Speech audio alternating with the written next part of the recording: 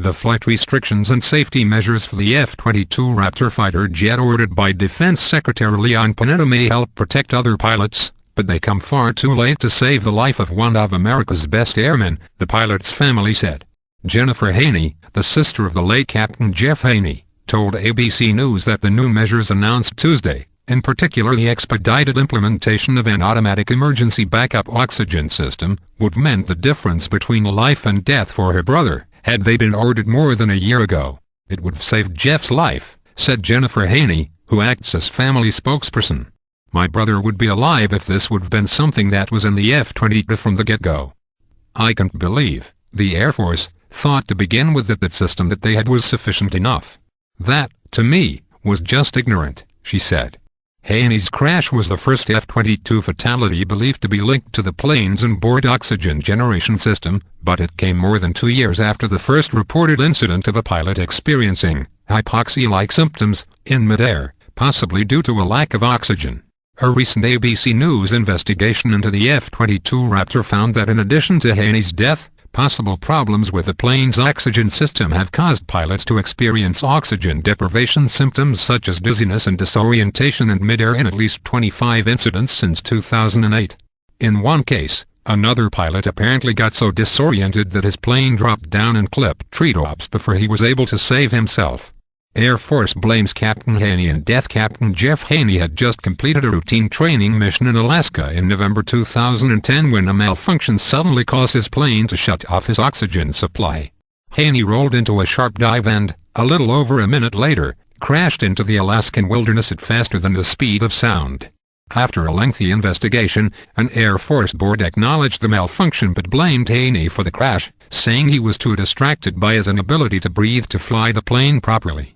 Likely, the Air Force report said, Haney was attempting to deploy the manual backup oxygen system, which is only activated if the pilot can reach a small ring tucked into a corner of the cockpit, and didn't realize he was flying nearly straight down for the better part of a minute. While Jennifer Haney disputes the Air Force's conclusions, citing evidence that she said shows Captain Haney was likely passed out for at least part of his failed dive, she said today that either way, an automatic backup system would have saved her brother. He had the perfect storm of things go wrong that day, but if he would have had automatic backup oxygen, come on, yeah, I think Jeff would have been fine, Jennifer Haney said. Captain Haney's wife, Anna, is currently suing the plane's manufacturer, Lockheed Martin, as well as other major defense contractors involved in the plane's production for wrongful death, claiming the companies knowingly sold a broken airplane to the Air Force that put her husband's life in danger. Lockheed Martin said in a statement that Captain Haney's loss was tragic, but the company disagrees with the allegations in the suit. Air Force waited months for recommendation on backup system when asked why the Air Force had not considered installing an automatic backup emergency system earlier. An Air Force spokesperson told ABC News Wednesday that the service had waited for the results of a scientific board study into the mysterious hypoxia-like symptoms, but the board was not ordered to look into the F-22 issues until June 2011, more than 6 months after Haney's crash and more than 3 years after the first hypoxia-like incident. When the board did release its findings in March, of the 14 recommendations made to the Air Force, the first was to develop and install an automatic backup oxygen supply to the F-22 life support system.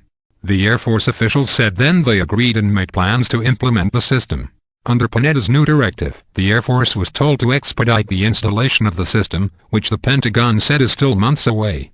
Panetta also directed flight distance restrictions for the jets meant to keep them in close proximity to any possible landing strips in case of mid-air emergencies, Pentagon spokesperson George Little said Wednesday.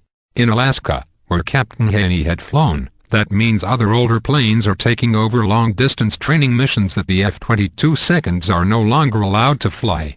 The stealth F-22 Raptor, at an estimated $420 million each, is America's most expensive fighter jet. Despite going combat-ready in late 2005, the plane has yet to take off for a single combat mission.